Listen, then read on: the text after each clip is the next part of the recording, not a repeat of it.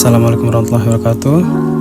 Kami mahasiswa Universitas Pancasakti Bekasi dari Fakultas Ekonomi dan Bisnis dan Fakultas Ilmu Pendidikan, Program Studi Manajemen dan PG PAUD. Kami dari kelompok 5 mata kuliah Pemasaran dan Promosi.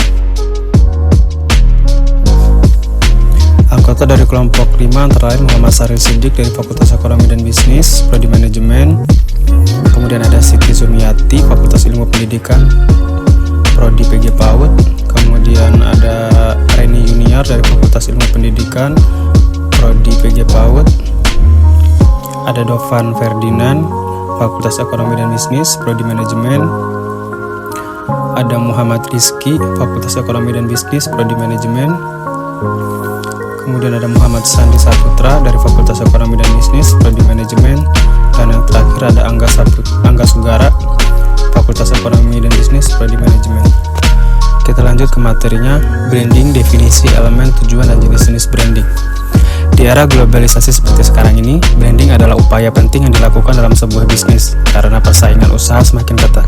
Sebagai pelaku bisnis, maka kita juga wajib untuk membangun brand dari usaha bisnis yang dijalankan. Sederhananya begini, brand yang distinktif dan unik akan lebih mudah dikenal masyarakat ketika masyarakat telah mengenal, apalagi sampai ingat dengan produk dan jasamu. Peluang kamu sebagai pembisnis dalam meraup keuntungan yang besar akan lebih banyak.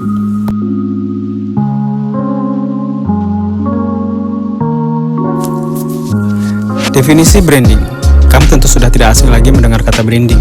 Namun, sebelum memahami kata branding, sebaiknya ketahui dulu apa arti dari brand. Brand adalah karakteristik, simbolik, ataupun istilah dari sebuah produk maupun jasa yang bisa dijadikan sebagai pembeda dengan yang lainnya. Oleh karena itu, branding adalah segala aktivitas, komunikasi untuk mempertahankan, membangun, dan juga memperkuat sebuah brand.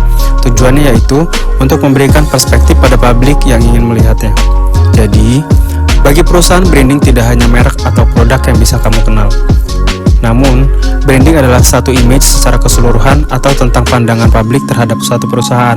Setiap hal-hal yang kasat mata ada dalam sebuah merek, mulai dari logo, citra, karakter, kredibilitas, hingga ciri visual juga termasuk dalam branding. Oleh karena itu, biasanya setiap perusahaan melakukan branding untuk mencapai berbagai tujuan yang ingin dicapai.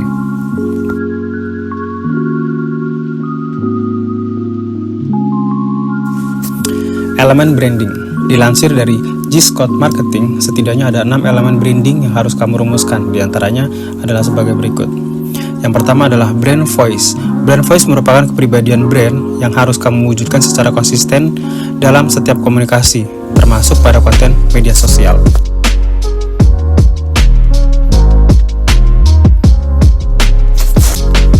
Kemudian yang kedua ada brand identity.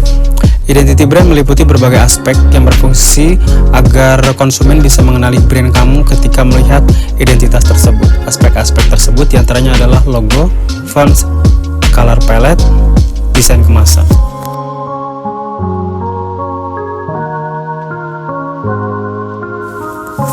Dan kemudian ada yang lainnya seperti brand value, brand promise, brand targeting, dan brand positioning. Kemudian ada tujuan branding. Salah satu tujuan branding yaitu untuk promosi dan daya tarik sebagai pembeda, kemudian membangun image, dan yang terakhir pengendali pasar.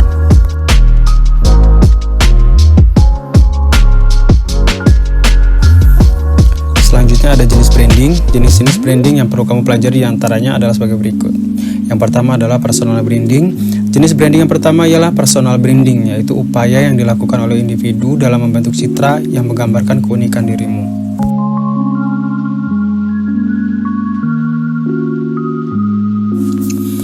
Yang kedua ada product branding. Jenis yang satu ini mungkin paling banyak diketahui oleh banyak orang. Perusahaan yang sedang berusaha menyampaikan pesan positif mengenai produk berarti sedang melakukan product branding. Produknya pasti memiliki banyak manfaat bagi konsumen, namun tanpa strategi branding yang baik, manfaat tersebut tidak bisa tersampaikan pada mereka secara optimal.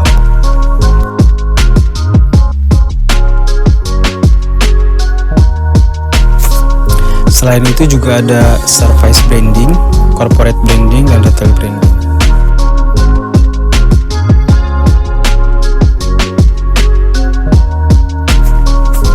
Pentingnya branding bagi perusahaan.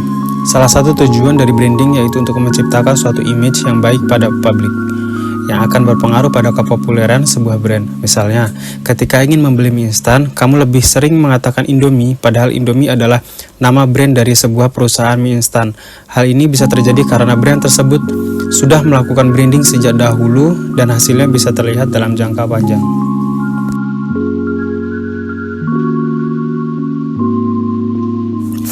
Dan ini adalah beberapa contoh branding yang sukses dan berhasil. Sekian dari kami, dari kelompok 5, penjelasan materi tentang branding. Kurang lebihnya kami mohon maaf. Terima kasih dan sampai jumpa.